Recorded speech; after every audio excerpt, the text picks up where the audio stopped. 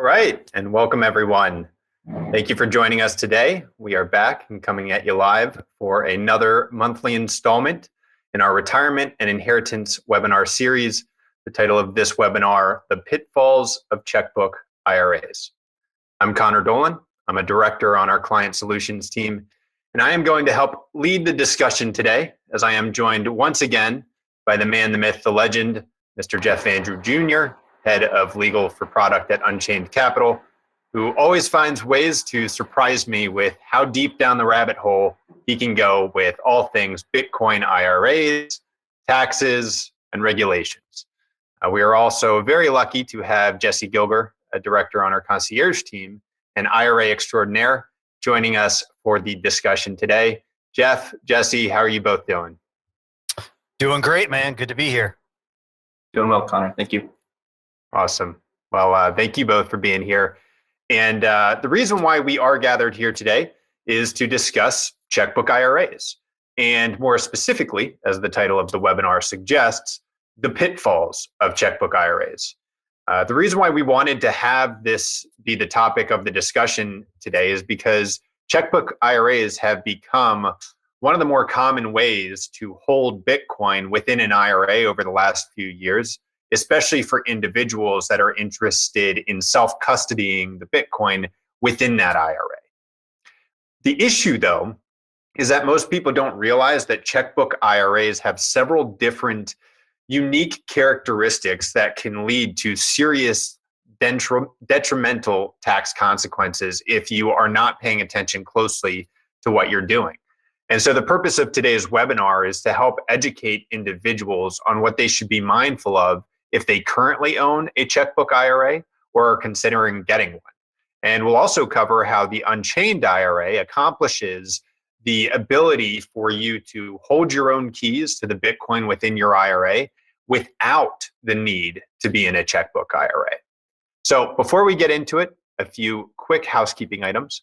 As a reminder, there is a replay that is going to be available for this webinar within the week or so on our YouTube channel, which is also a great opportunity to see all of the webinars we've held in the past.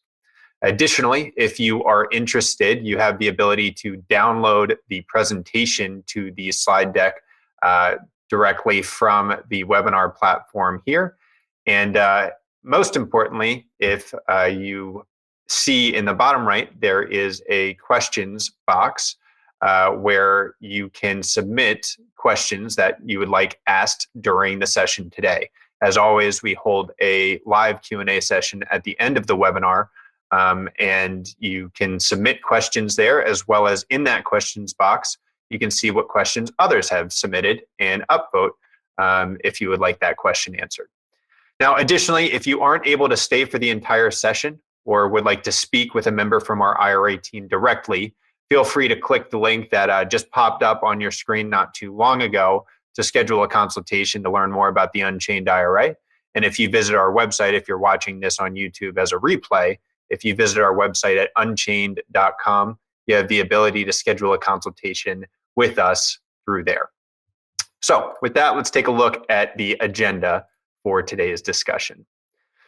So first off, I'm going to hand the baton over to Jessy here shortly, and he's going to kick off the discussion by first just talking through what is a checkbook IRA and how does it differ from a standard IRA that you might be setting up at like a Fidelity or a Schwab or any legacy financial distributor.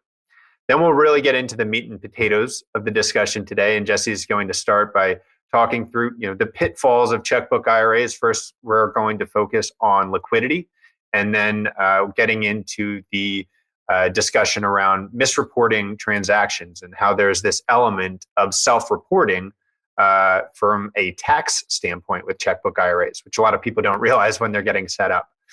Then we'll pass the conversation over to Jeff, and he will get into prohibited transactions, which is another very uncommon or lesser known aspect of checkbook IRAs. And importantly, we're going to spend some time on the deemed distribution treatment. If you're familiar with the McNulty case, there was a popular legal case that came out last year that has really thrown some cold water on checkbook IRAs from a longevity standpoint long term. We'll take a quick look at the Unchained IRA and how we are able to help you accomplish self-custody of the Bitcoin or controlling the keys to the Bitcoin within an IRA without being in a checkbook IRA. We'll talk through the differences there. And then as promised, of course, we'll have the Q&A at the end where you can ask all your questions. So make sure to get them in the questions box in the bottom right.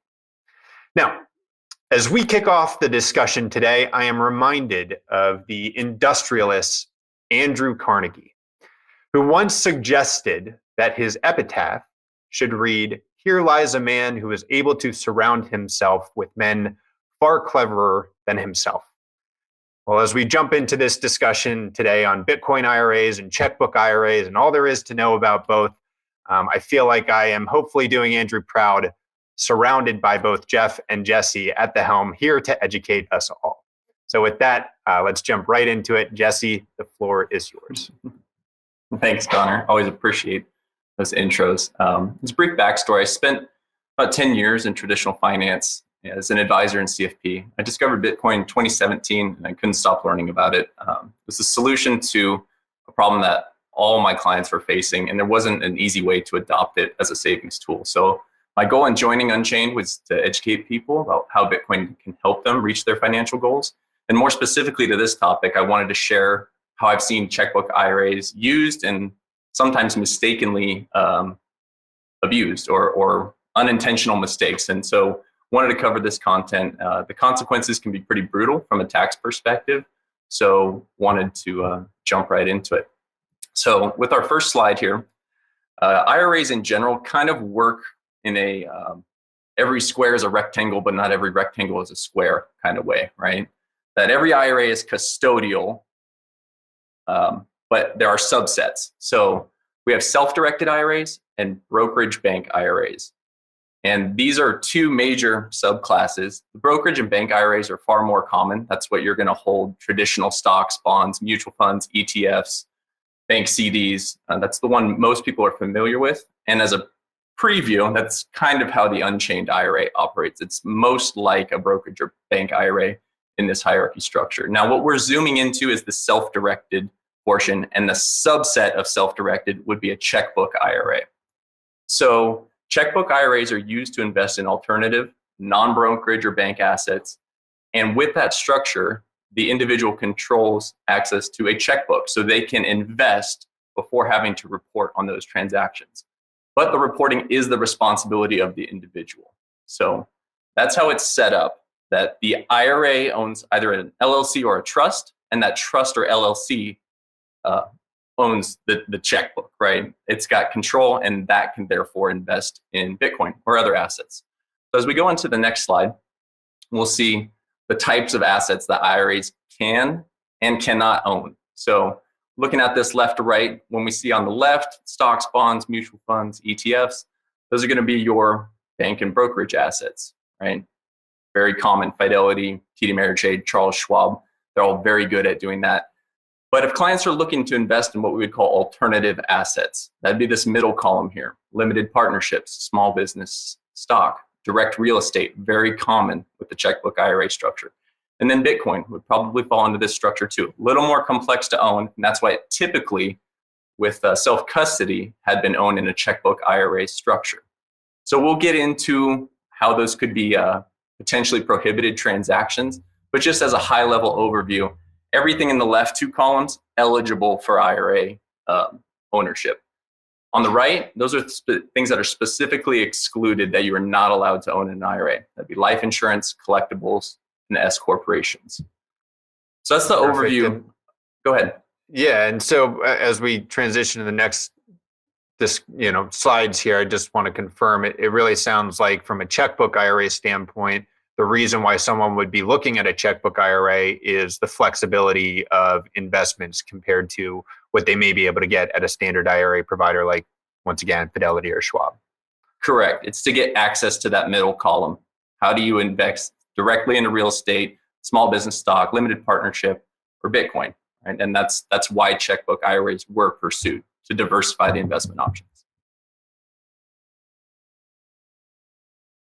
Perfect. We'll jump into liquidity, and that can be found on our next slide. So liquidity is not a pitfall in and of itself. It's kind of the characteristic of those assets that kind of compounds into all the other problems that you can find in checkbook IRAs. So when we're taking a look at those limited partnerships, small business stock, real estate, they typically can't be sold same day, right? A real estate transaction on average takes 40 plus days. So the liquidity and having to manage the cash within that IRA can compound into other problems. Maybe a prohibited transaction, maybe you misreport, maybe there's not enough cash in the IRA to satisfy all the demands of that business or real estate asset. So when we're looking at digital assets and Bitcoin specifically, liquidity is a major factor to consider within the checkbook IRA. If liquidity dries up, potentially with alternative digital assets, you can see massive volatility to the downside. So that's a pitfall in and of itself. Then when you start adding IRA features on top of the inherent lack of liquidity, things like required minimum distributions. I've seen this with real estate, right? You can't just sell off the bathroom of an Airbnb that's in your checkbook, right? But you've got to take a 3 to 4% RMD first year. So how do you do that, right? You have to have the cash in the IRA to cover all of the expenses within that. So liquidity, kind of just the characteristic that sets us up for future compounding problems. And on that, talking about RMDs for that situation you laid out, obviously we can't give tax advice here, but it sounds like in that situation, you can't sell off the bathroom. If you need to take an RMD, you have to sell the entire property in that scenario, or? Potentially, yeah. So people do run into that issue, or they're faced with I'll just put some cash. Maybe they have to make an annual contribution of like $6,000 or, they get into these pickles because the cash always has to be fully contained. You can't overlap. And Jeff's going to get into that. Commingling, self-dealing, these are the biggest issues that people run into. And it's because the lack of liquidity of the underlying asset produces cash flow problems and therefore makes you do things that you wouldn't want to have to do otherwise. So really fundamental to understand the lack of liquidity is a major factor for checkbook IRA assets. So that'll kind of lead us into the first real pitfall, and that'd be misreporting transactions. So the responsibility is lying with the checkbook owner, right? They have to report on transactions within that IRA.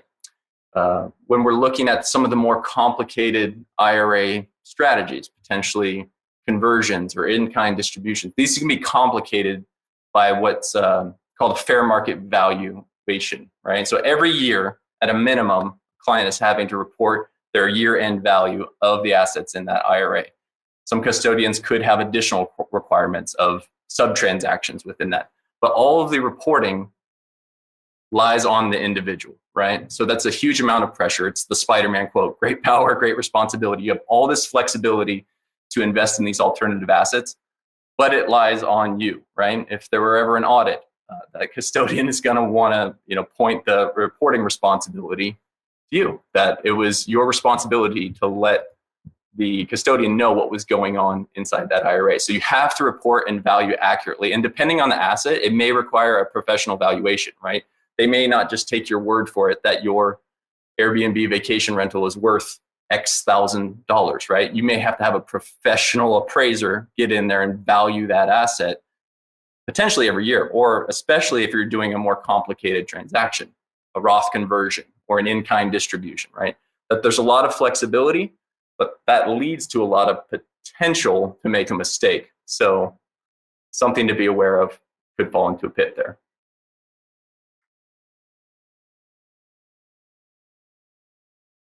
Excellent. Well, with that, I think we will pass the mic over to Jeff to get into the prohibited transactions that Jessy was just referring to. Thanks, Connor. Yeah, so the most important thing you have to be concerned about when you're dealing with a checkbook style IRA is accidentally engaging in what's called a prohibited transaction. If you do that, you're ruining your entire IRA and subjecting the whole thing to tax. So the basics here are that an IRA owner is prohibited from commingling the financial interests of the IRA with any disqualified person. And examples of disqualified persons would be the IRA owner himself, his spouse, his children, and his grandchildren. Self-dealing is one of the most common pitfalls in this regard, and this comes up most frequently in real estate. So, if your IRA owns a rental property and the tenant gives you a call and he says, hey, what's something that's really easy to fix on your own where you'd feel like a buffoon for calling somebody? I got a bunch of fluorescent lights out in my garage, right? You cannot go over to that rental property and change out those bulbs, even if you buy the bulbs using IRA funds, which is, of course, required. And nowadays, you'd probably be retrofitting them with LED tubes, but that's beside the point. You can't show up there and just swap out those bulbs. You're going to have to call, as dumb as it sounds, an electrician, or hopefully, I guess a handyman could probably do that to show up to the property to take care of that for you.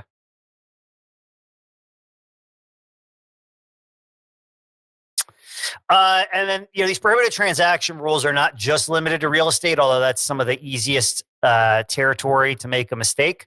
Prohibited transactions can come into play with regard to Bitcoin and the asset we never tell you to look at Unchained, digital assets. Boy, do I hate that term, digital assets. I'm not sure whether I hate digital assets or cryptocurrency more. So, one example of that would apply to Bitcoin would be commingling, your personal wallet with your IRA wallet. That would be bad, and that would be potentially a prohibited transaction. Also, it would be prohibited under its own rule, technically not the prohibited transactions rule, but still a prohibited transaction, to invest in certain collectible NFTs. Just don't invest in NFTs at all. That's the easiest way to stay out of that problem. And the reason for that is that the IRS, the Internal Revenue Code specifies that collectibles are not a permitted investment within an IRA. And it goes into exactly defining what a collectible is. And with regard to NFTs, we really don't know how that applies, because that list of things that are collectibles obviously doesn't list NFTs. The statute was not written within the past 6 months. However, NFTs typically supposedly represent some sort of title or certificate of authenticity to an underlying collectible asset, like art, for instance. And art is a collectible under the collectibles rules. So that's just one example.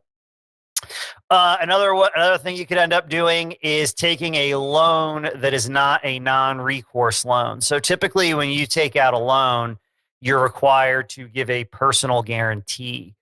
If you do that with respect to an IRA asset, like you take out, let's say, a mortgage against your IRA's real estate, and you give a personal guarantee on that mortgage, or you're just trading altcoins on, I don't want to specify anybody's name, one of many platforms that will allow you to do so on margin, you better read that margin agreement and make sure that there's no recourse against any other non-IRA accounts which you may have on the platform. Interesting story about that in the non-digital asset world. I forget which brokerage it was. It was a long time. It was maybe, I want to say 5 or 10 years ago. No one was really paying attention to these brokerage account, margin account agreements. And they realized, so for those that are unfamiliar, typically brokerage accounts will let you trade not on margin in the way you're thinking, but they will give you limited margin so that you can trade while you're waiting for another trade to settle. Otherwise, you'd have to wait 3 days in between your trades typically. And the IRS figured out that one of the major brokerages, I want to say it was JP Morgan, but I could be wrong, their margin account agreements, even for those limited margin accounts, allowed the brokerage recourse against all of the account holders' assets at the brokerage, not just IRA assets. That's a prohibited transaction. So there was a weird situation where everyone who had an account at that brokerage, because no one was reading the margin agreements, was committing a prohibited transaction. And I think the problem was so widespread, This was a long time ago. The IRS just let everyone off the hook and told the brokerage, like, hey, you guys need to fix your margin account agreements. But in the case of a digital asset, you should not depend on such leniency due to the fact that they're far more widespread. And with respect to prohibited transactions in general, penalties can be up to 100% of the IRA. It's a whole variety of things. Typically, though, in the IRA context, when we're talking about IRAs and not employer-based retirement plans, it's a retroactive distribution of all IRA assets back to January 1st of the year in which the prohibited transaction took place, which is very bad because that's subjecting your whole IRA balance to tax. Yeah, thank you for walking through that. I mean, it's already very clear that there are some really, I would be surprised if people that, the common person that has a checkbook IRA is aware of all these different things that could be going wrong. And I guess that's a perfect segue into the next section, which is, where we start to cover, deemed distribution and specifically this McNulty case, which, as you will, Jeff, dive into here, relates to someone who had a checkbook IRA, was investing in gold and was not aware of some of these contingencies here, which has led to a broader question mark on checkbook IRAs. But I don't want to steal your thunder here. I'll pass it to you and let you take it from here. Sounds good. Yeah, so I mean, this is a new pitfall with regard to checkbook IRAs that was sort of dropped on us late last year in November. By the tax court. The case is known as McNulty versus Commissioner. And I wrote a whole long sort of analysis and treatment of that case for the Unchained blog. I'm sure at some point we'll be posting a link to that. So in that case, Mrs. McNulty had a checkbook IRA. Her IRA custodian took custody of an LLC, and Mrs. McNulty was manager of the LLC. That is sort of the classic checkbook IRA setup. The LLC then went and acquired American Eagle coins, and those American Eagle coins were stored in Mrs. McNulty's safe at home. Notably, she did put a Post-it, if I recall, on the coins that belonged to the LLC, I should say, saying that they were the LLC's coins. What's interesting about this is she was always going to lose because gold or precious metals in general have a special requirement that does not specifically apply to other assets. And that is namely that precious metals always at all times must be in physical possession of a bank or a trust company in order to be an eligible IRA asset. So she was always going to lose this case. But what makes it interesting are the grounds on which she lost. The court didn't just state, okay, well, she violated the precious metal rules, the precious metal rules under 408M, therefore she loses the case. It sort of kept opining, went beyond that. And it said that while investing in a single member LLC was not a prohibited transaction per se, investing in if the underlying investments were controlled by the account owner in such a way that the IRA custodian had no way to monitor them to make sure that no tax abuses were going on, that in and of itself created a deemed distribution.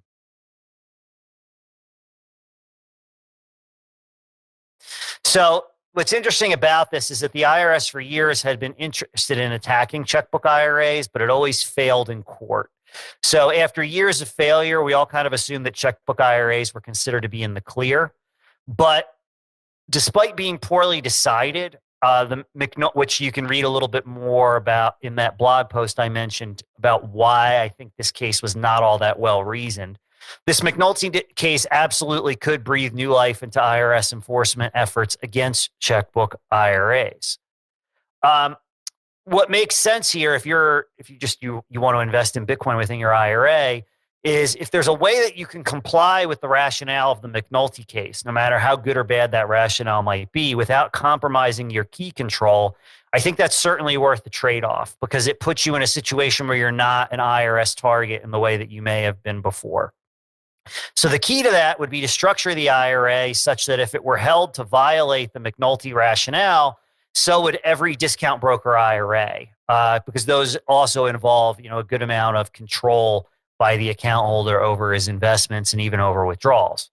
So the key to that really, in my opinion, is constant monitoring and reporting, akin to the type of situation we'd see with a legacy financial system brokerage.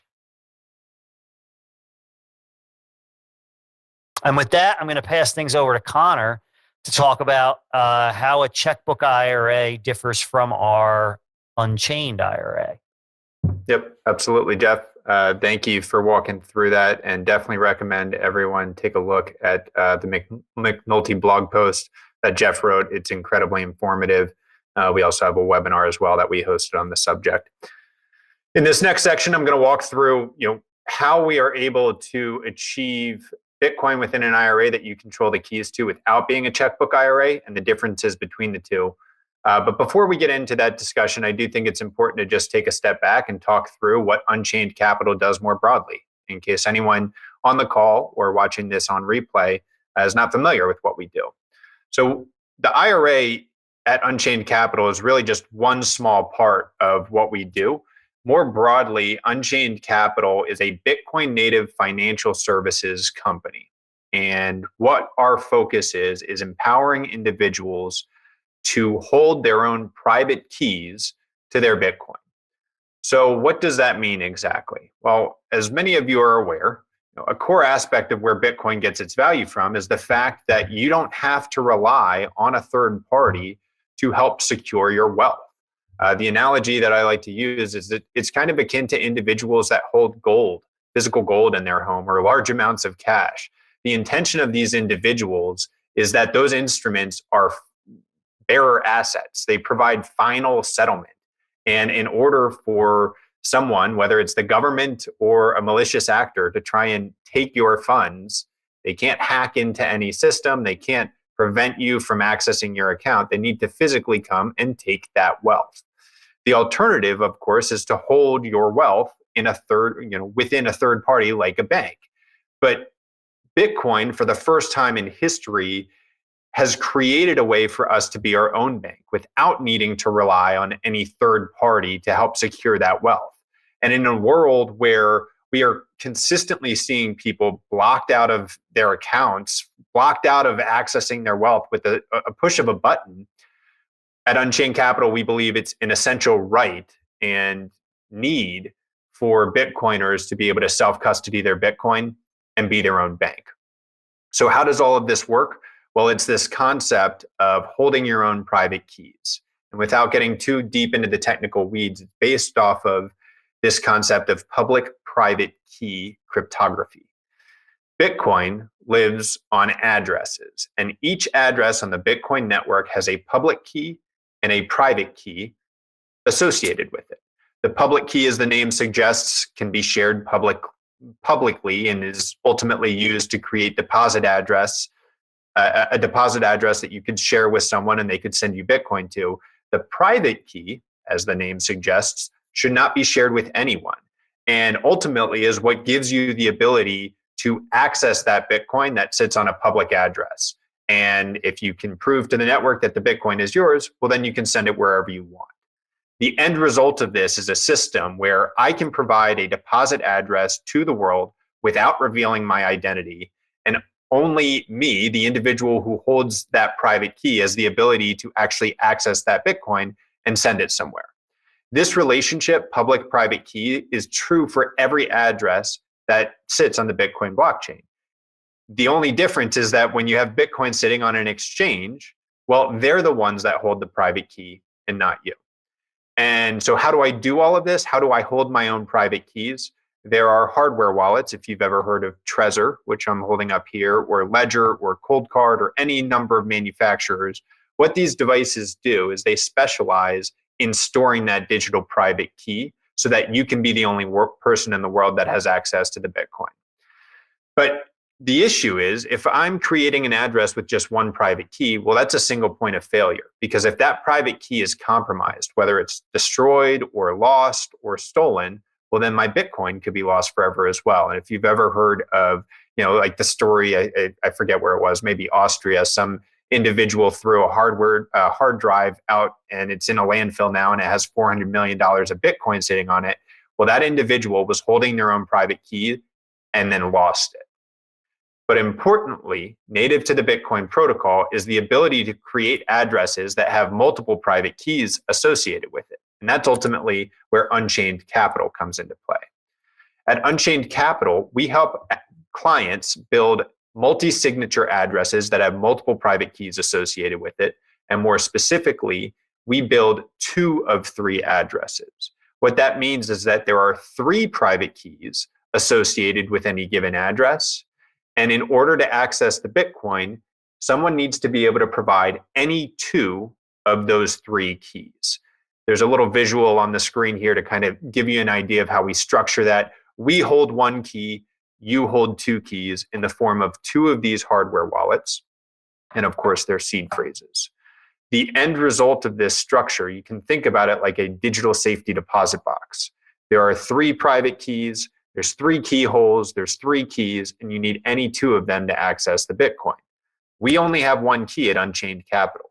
We do not have the ability to access your Bitcoin or prevent you from accessing your Bitcoin. All we can do is help you access your Bitcoin if you were to ever lose one of your keys. You have 2 keys. You have unilateral access to the Bitcoin, even if we're not around or we aren't able to provide a key, which would never happen unless we just disappear off the face of the earth. But even in that scenario, you still have the ability to access your Bitcoin because you hold 2 keys. The nice thing, though, is that we're sharing that responsibility of holding the keys.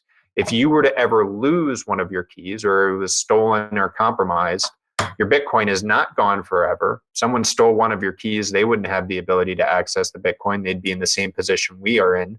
But importantly, you have another key that's maybe down the street in a safety deposit box. Unchained Capital has a key, and you can use our backup key to help recover the Bitcoin, move it to a new address, and the process can start all over. And so that is how every address is built on our platform. And the broader idea of our platform is that with 1 login and 2 of these hardware wallets, I can build as many addresses as I'd like and in different contexts. So I can build an address for my personal Bitcoin that's registered under me, the individual Connor Dolan. If I have an LLC or a trust, I can build a vault on behalf of that business, and any Bitcoin that's owned by that LLC or trust can be stored in this same collaborative custody model. And then, of course, we have an IRA product, which is the focus of the discussion today, where we actually set up an IRA account for you and then build an address through our platform that is titled to that IRA. The end result of this is real Bitcoin in an IRA that you control the keys to. And importantly, for the context of the discussion today, it is not a checkbook IRA. There are other Bitcoin IRA providers out there that allow you to custody your keys in some regard. But importantly, every other solution besides the Unchained IRA is a checkbook IRA. The Unchained IRA is the only solution where we don't have to deal with all of the pitfalls that Jessy and Jeff just walked through, but you can still have Bitcoin within an IRA. And importantly, you get to control the keys. We'll walk through how that process works. But in this next slide here, you'll see we're walking through just the differences between the checkbook IRA and the Unchained IRA. So as I mentioned with the checkbook IRA, one of the reasons they became popular with Bitcoin is because it allows for key control. You do have the ability to hold your own keys or send the Bitcoin that's owned by a checkbook IRA to an address of your choosing. But importantly, as Jeff walked through, it increases the risk of an IRS attack and that whole concept of deemed distribution, because there isn't the ability to monitor that by the custodian. If you send your Bitcoin to an address that only you control, well, the custodian no longer has visibility into the funds moving in and out of that account. And that's where this McNulty case really has a lot of overlap, whether it's gold or Bitcoin or digital collectibles. The IRS needs to have that visibility in regards to what the value is on an ongoing basis of that IRA. And there's also a lot of people don't realize until they get set up, this fair market value concept, there is an onus on the individual to self-report those taxes every year.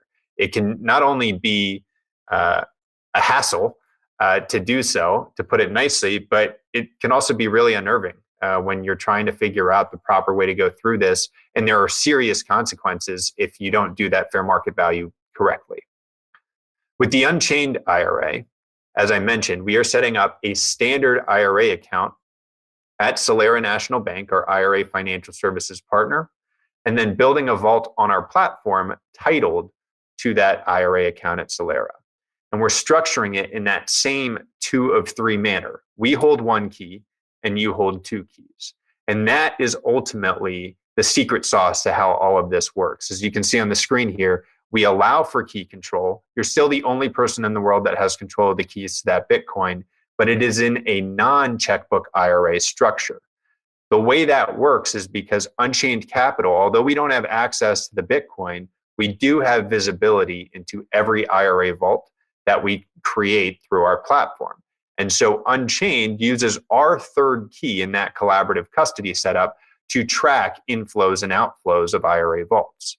And so the way I frame it to clients is that if a client was ever trying to do something fishy and either add Bitcoin to their IRA without the IRS knowing, which you cannot do and you should not do because you cannot contribute Bitcoin to an IRA. It needs to be a qualified contribution, needs to be in US dollars, or likely try and take Bitcoin out of their IRA without the IRS knowing, it wouldn't be possible because we are monitoring those vaults. We are working directly with Solera, and if there were Bitcoin moving in or out of that vault, we would report that to Solera National Bank, and Solera would report that on the 1099 form that they provide you every year. One of the other benefits of the Unchained IRA and not being in this checkbook IRA structure is that tax reporting is done for you, just like any other IRA provider that you would get at a legacy financial distributor where they're providing the 1099 form.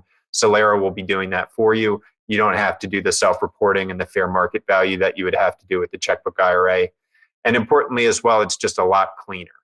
There's no, as you can see on the screen here, there's no LLC middleman with these checkbook IRA structures that you're holding Bitcoin in. Typically speaking, there's at least 2, if not 3, or sometimes even 4 parties involved. The person that's setting up the actual IRA custodian, helping you set up the checkbook IRA. You might have a different account where you're actually buying and selling the Bitcoin. And you might have a third provider that's helping you with custody, like Unchained Capital, for example. And so in short, the Unchained IRA really does give the best of both worlds, where you have the ability to hold real Bitcoin in an IRA and control the keys to that Bitcoin. But importantly, you do not have to deal with any of the headaches that come from the checkbook IRA. So I know that was a lot. That was a quick overview of the checkbook IRA and the Unchained IRA. Before we jump into Q&A here, I'd love to pass it over to Jeff. I don't know if there's anything else you wanted to add, Jeff, in regards to the differences between checkbook IRAs and Unchained IRAs, or just kind of the broader idea of when you joined Unchained Capital, why you specifically kind of pushed for this structure as opposed to what was really popular in the space at that time, which is checkbook IRAs. Yeah, the idea here was try to walk a really fine line where, the thing that people care about, which is, key control, so that they know their Bitcoin is actually there and not just some paper entry at a custodian, would be maintained, right? But at the same time, really wanted to make this as much like an old-fashioned brokerage IRA as possible, to really minimize the tax scrutiny and also the burden on clients in terms of things like, self-reporting. That was really the needle, I guess I should say, we were trying to thread with this product when we put this together. And it's important to keep in mind that no one else is doing this, right? This structure in this way. It is very unique in the marketplace. I assume that other people eventually will copy it. But, the idea here was to really try and offer the best of both worlds to our clients. Yeah, perfect. And I agree with you. I think it will eventually happen, but I think it's also important to remember that really the way to accomplish this is through a collaborative custody type structure. And Unchained Capital is just more broadly one of the only shops in town that helps in that collaborative custody way as well. So really a one-of-a-kind product. We're really excited about just the popularity of it already. And certainly if you have any questions or are interested in learning more, once again, you can go to our website, schedule a consultation, love to speak with you further about it. So that'll transition nicely into the Q&A here. And, as we jump into the Q&A, one of the things I, first wanted to just talk through here, going back to that, the concept of checkbook IRAs versus the Unchained IRA. One of the questions that we get a lot, Jeff, and I think this is more just a common misconception than anything. I think people use the terminology self-directed IRA interchangeably with checkbook IRAs. Do you mind just taking a minute to just explain the differences between the two? Because there are some major ones, and I think a lot of people don't realize the difference there.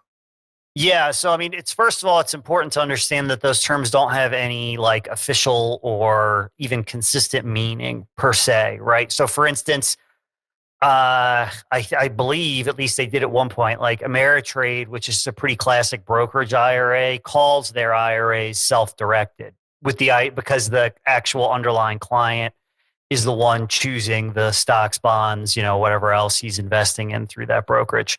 So, I say that just to, hammer home the idea, like if you're listening to this webinar and you hear these terms used differently, that is a thing that happens. But at any rate, a self-directed IRA, the most common usage of that term was an IRA that was set up to invest in things outside of normal brokerage assets.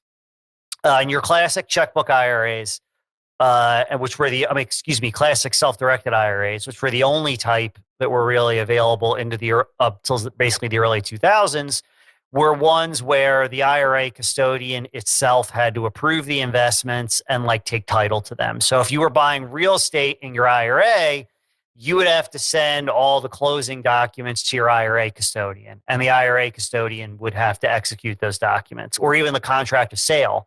If you were buying, if you were selling, you had to send the deed to the IRA custodian to execute the deed as the legal title holder of those assets in your account. So, that was, typically the way it worked. And they were considered self-directed because the custodian there was no walled garden of investments that the particular custodian made available to you. It could be anything so long as you could get their legal department to sign off on it. Those were expensive. Because somebody over at the custodian's office, usually in the legal department, had to be reviewing every single transaction you were making. They fell out of favor when checkbook IRAs took off because checkbook IRAs were so much cheaper, right? So with the checkbook IRA, the only asset owned by your IRA is this LLC. Sometimes an investment trust was used instead of an LLC. You were the manager or trustee. You could do all the investments without having to constantly shuttle paperwork back and forth to the IRA custodian. So that saved people a lot of money in terms of how to make those outside the brokerage investments.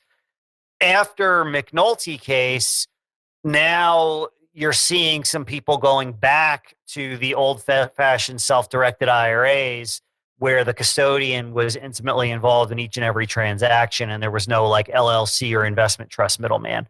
And the reason you're seeing that is those old-fashioned self-directed IRAs don't have any of they're a lot more expensive, but they don't have any of those McNulty problems or any of that ambiguity that was, sort of created by the McNulty case.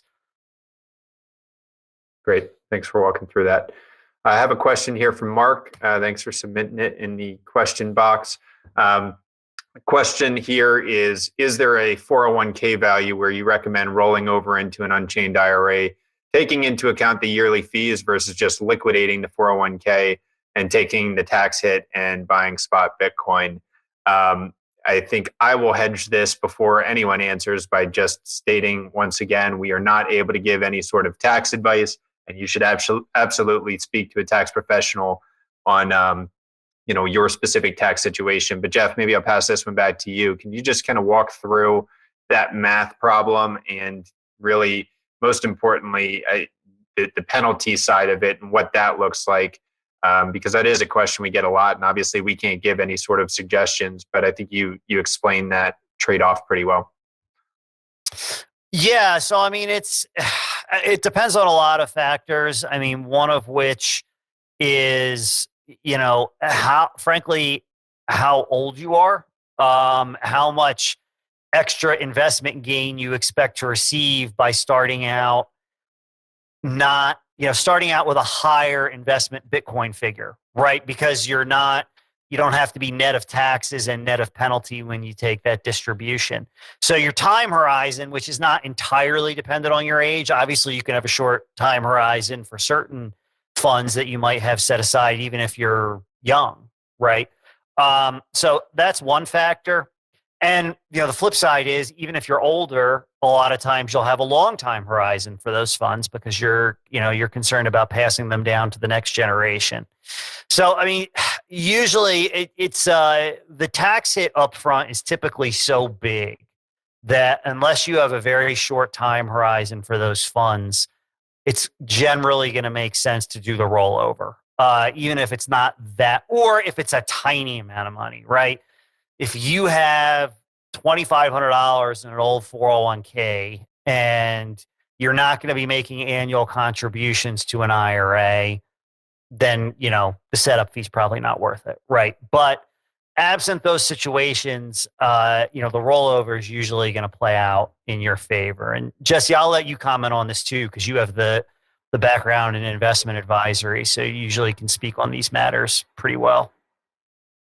Yeah, so from the math perspective, you're just comparing the fees to the hit, right? If you wanted to do that, Unchained's year one cost to set up $995, $250 thereafter, and 0.5% when you're converting from dollars to Bitcoin or Bitcoin to dollars, right? So that's the mandatory fee structure. And you would just compare that to your tax advisor saying, hey, if you cash out this 401k or this IRA, that ordinary income is going to sit right on top of your tax bracket. You push up higher and higher, the larger that amount is, and then probably a 10% penalty on top of that if you're under 59.5. So you're comparing that entire dollar value of tax hit to the Unchained fee structure. If you're cashing out $100 old 401k, might not make that much of a difference, right? The larger that balance becomes, there's going to be a break-even point for you. And then you have all the unknown variables. How much does Bitcoin appreciate?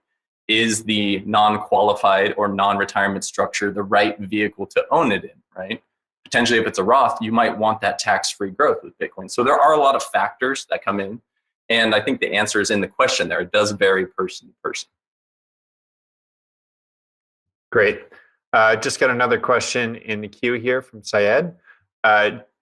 Do checkbook IRAs that are set up as trusts have the same risk as those that are set up as LLCs?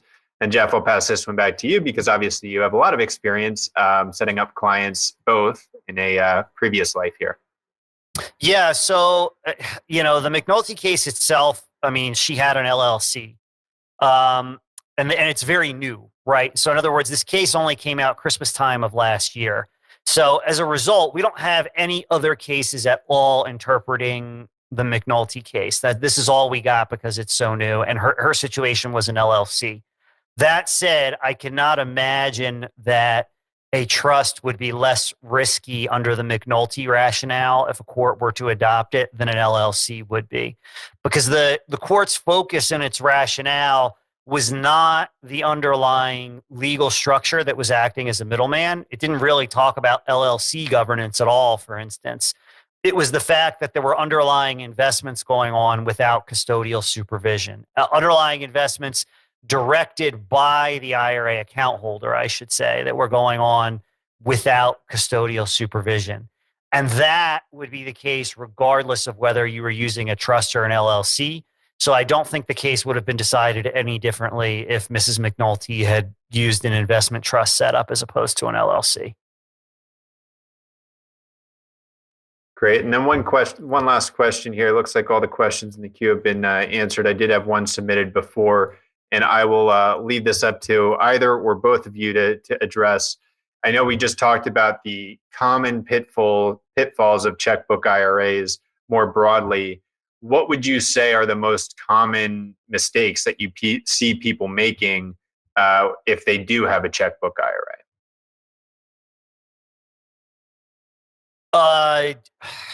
Most common one that I guess usually it was like commingling related stuff. So before the Unchained IRA, I mean, most of before I came to Unchained, like my practice was mostly around, using the more traditional checkbook IRA structure to hold Bitcoin. And the mistakes people used to make were like they would, if they had their checkbook IRA set up somewhere else, like if I didn't do it for them and I didn't warn them ahead of time, they would really frequently transfer funds to buy Bitcoin into a exchange account that was titled to them rather than to their LLC. So, they did their IRA rollover. The dollars ended up in a checking account titled to the LLC that was owned by their IRA, but then they would transfer those dollars over to a Coinbase account that was titled to them personally, buy the Bitcoin, and then transfer the Bitcoin. I mean, oftentimes they even still segregated the Bitcoin in a separate hardware wallet when they transferred the coins off of, the exchange. But by transferring those funds onto an exchange account that was titled to you personally rather than to the entity, I mean, you have potentially committed a prohibited transaction. Great. Jessy, any jump in. additional thoughts? With the one I saw, it was oftentimes people don't trust capital markets, right? They don't want to be in stocks and bonds, so they want to go into something real estate. And so they would roll a 401k. They'd either buy a single family rental or a vacation property, Airbnb it out. And that flexibility of that hard asset just compounded into so many things that Jeff mentioned. Maybe they're fixing and swapping out light bulbs, or they want to let their son and daughter stay in the Airbnb for the weekend, right? That unintentional commingling, that they wanted non-traditional assets, so they're naturally going to land in a self-directed structure, whether it's checkbook or not. They're investing in alternative assets, and then they do something that they didn't know where they're running afoul. So real estate, common one, or water heater goes out and like, oh, I don't have enough money in the checkbook to cover that handyman, so I'm just going to pay for it and I'll pay myself back when they're and like. It was never intentional, right? And they just do something that can blow apart their whole retirement plan and potentially make it all taxable. So that's what we talk about when we're talking about pitfall. It's not like you were looking for the pit and like we're doing something nefarious. It's you went outside the walled garden that Jeff talked about. You did it with the best of intentions and you tripped into something, right? And that's the impetus for the whole content here, that we're in the Wild West. We're approaching this new asset. What's the best way to approach it so you're not running into a pit? Yeah, thank you both for walking through that. One last question I see that has come through the queue here from Svet. Does Unchained Capital support Roth IRAs? And I'm happy to take that one. Yes, we absolutely do. The Unchained IRA can be set up as a traditional Roth SEP IRA, and we also support inherited IRAs as well. So with that, it does look like we are coming up on time and there's no more questions in the queue. So as we think through next steps here, just want to thank everyone for your time today. Jessy and Jeff, thank you both for joining us and enlightening me and everyone else here on the call as well. If you are interested in learning more about the Unchained IRA or our platform more broadly, feel free to visit unchained.com. And you have the ability to schedule a consultation with a member of our team just there. And as a reminder, this replay will be available on YouTube here within the week or so. And we also have a lot of other really great content, both retirement and inheritance related, and more broadly in regards to continuing education. Appreciate everyone's time and participation today. Great seeing you all. And we will see you all next month as we host our webinar series once again, third Wednesday of every month. Thank you all. Have a great rest of the week. Good afternoon, everybody. Thank you.